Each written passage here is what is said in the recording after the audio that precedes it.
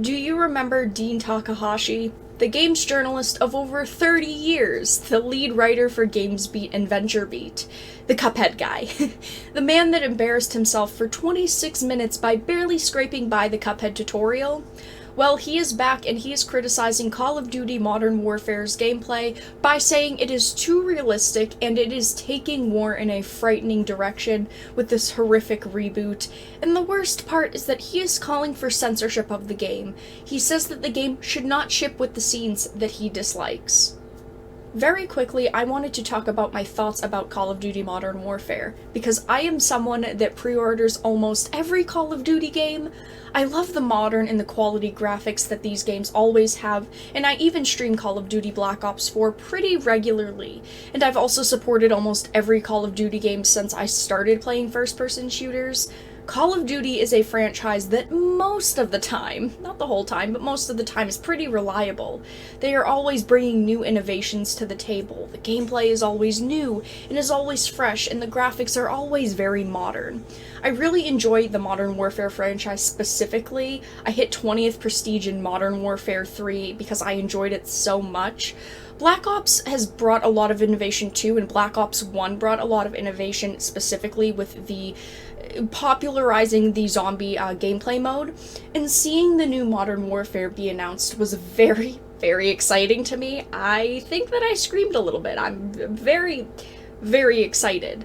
And since we're seeing so many great and returning characters, and so much of it is a grasp at that nostalgia of past games, it comes out the day before my birthday, so I definitely plan to purchase it, just like I did with Black Ops 4, with World War II, and previous entries as well. So, remember Dean Takahashi? Well, he posted an article called Call of Duty Modern Warfare Impressions, Taking War in a Frightening Direction. The article will be linked down below in case you want to read all of it, but I am just going to cover pieces of the article that really stood out to me. So we're starting off with Call of Duty Modern Warfare Impressions, Taking War in a Frightening Direction. I'm sorry, but war is very frightening. That is what war is. War is not supposed to be all rainbows and sunshine. It's supposed to be very frightening. It is a very frightening experience. Does he not realize what war actually is? So it starts off with, I have been a Call of Duty fan from the first game in 2003, but I have never wondered about this question before until now. Should this particular game, Call of Duty Modern Warfare, be made? The small glimpse I've seen of it so far tells me no. If you are a fan of the Call of Duty games, and you have been playing them since 2003, there have been many Call of Duties with many things that are in a way controversial. If you look at Black Ops, Nazi zombies, you have that general theme of Nazis in there. You had, which he does reference, the no Russian controversy with the past Modern Warfare games, which we will talk about in just a second. If you have been a fan of Call of Duties since the very beginning, you should know that what we have seen in the trailer so far, and what he is referencing, is not out of the ordinary. There are things in here that are very normal. A lot of this looks pretty normal compared to something like Modern Warfare, Call of Duty 4 Modern Warfare, I should specify. It's going to be slightly difficult because this is called Modern Warfare, and the first one was Call of Duty 4 Modern Warfare, but you all will be able to tell the difference of what I'm talking about.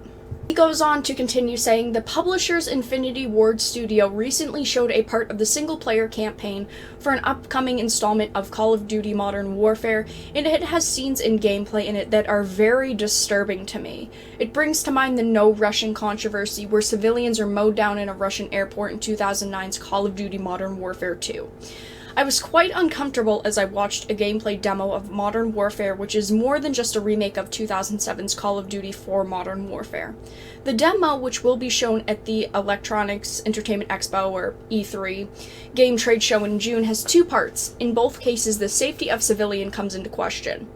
When you are in war, the question of civilian safety is always raised. That is nothing new when it comes to war, and like he mentions, we've seen that in the past with other Call of Duties. I understand that killing civilians or having, gameplay where you have to mow down, in a sense where he says civilians, I know that it can be a little bit disturbing to see.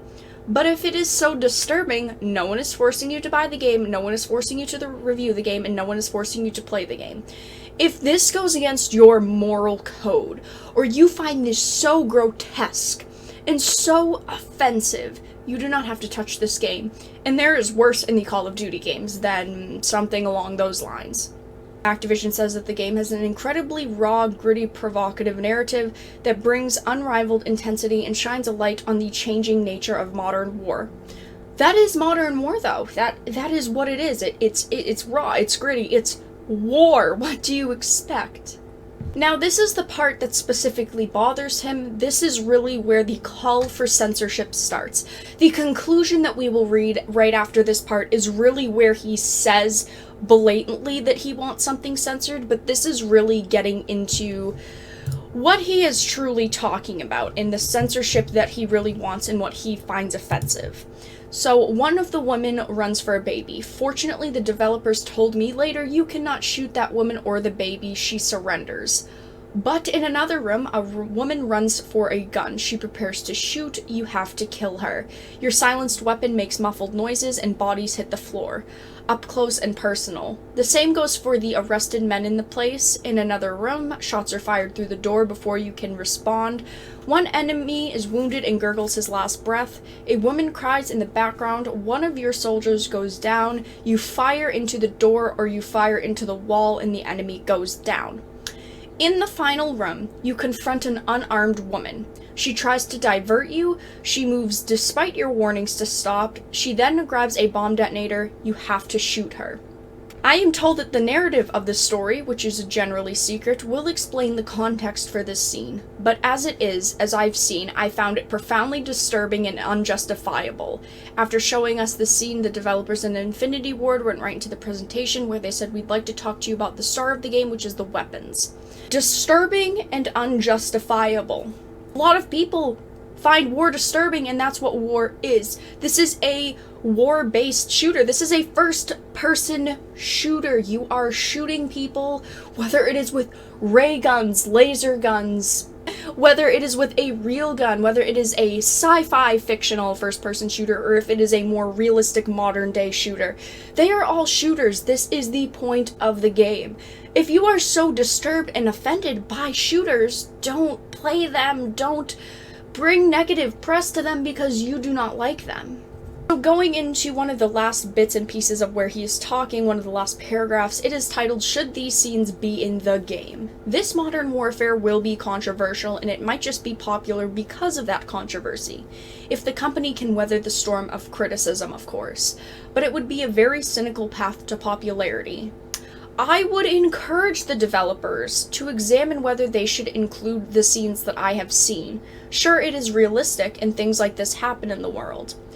I would never, ever question a developer. They have put time and they have put effort into this game. You are not a developer. You do not know the work and the effort that they put in.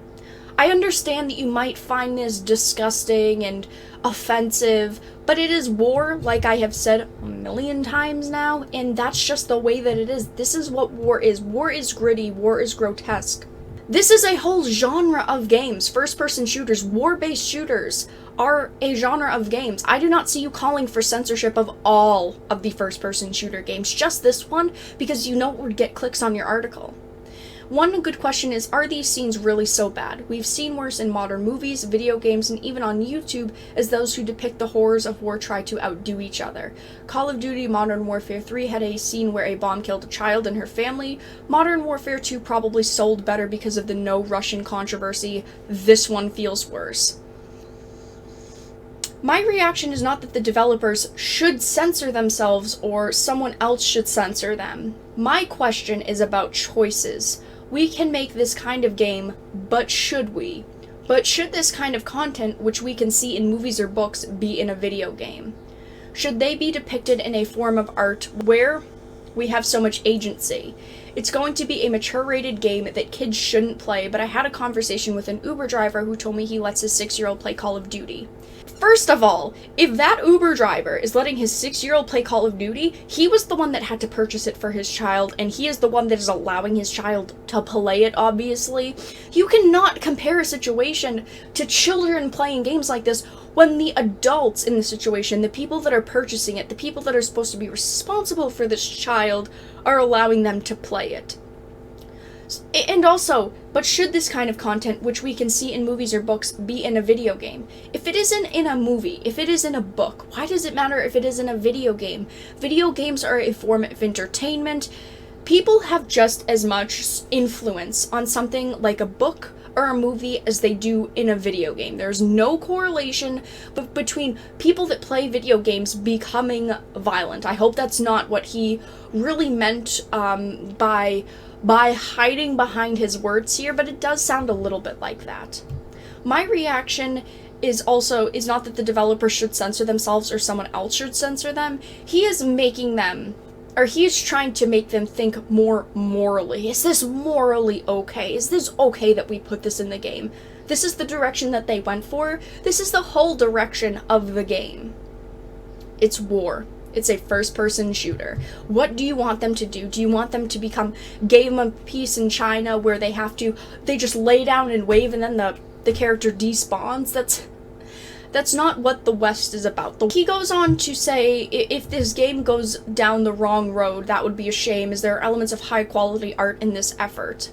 Developers say they are going for something like Jaws, not Saw. They're going for something intimidating, something edgy, but they're not going with something that is so grotesque that people are going to be so disgusted they are not going to want to play it.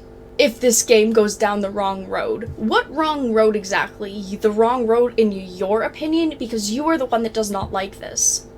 So his conclusion is modern warfare is bloody, but it is not a sea of blood spraying everywhere, but sometimes the medium is the message. He's not saying that it should be censored, but he's saying that it should be censored. Like, censorship is censorship, and censorship is bad, but he still wants censorship. He ends off with, sometimes you have to judge something on what your eyes tell you, and my vote is that this single-player campaign should not ship with these scenes. In your opinion, someone created this game because these scenes fit into what they were trying to, the direction that they were trying to go in with the game. Just because you do not like it doesn't mean it shouldn't ship with the game.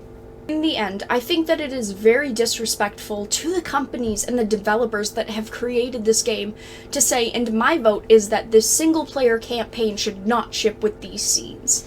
People have put their time and their energy into this game, and that is all that this is. It is a game. I understand that you might dislike the scenes, but this is a fictional game. It may play off of realism because it is meant to. That was the direction of it, of course, but you cannot call for censorship just because you dislike it.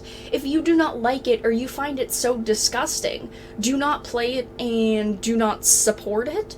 I understand that you are a journalist and that it is your job to review things and discuss games, but if you think that it is so disgusting and that you find it so offensive, don't put a biased review out there and maybe don't even review games. Get out of the industry, because this is a whole genre of games. Boycott the whole genre of first-person shooters if you have such a problem with them. Censorship is never the solution. Even if you do not like something, that is not warranted for censorship. But that is all that I had to talk about today, you guys. I hope that you enjoyed this video. It was a little bit more of a rant. I really wanted to dissect his article because a lot of it to me was just him saying he wanted censorship, even though he wasn't trying to directly say it, but at the end he just ends with, you know, this should not ship with these scenes. But if you enjoyed this video, make sure to give it a like, and of course if you did not, make sure to give it a dislike. I appreciate your support either which way. Feel free to discuss the situation in the comment section down below, but I will talk to you guys in the next video really soon.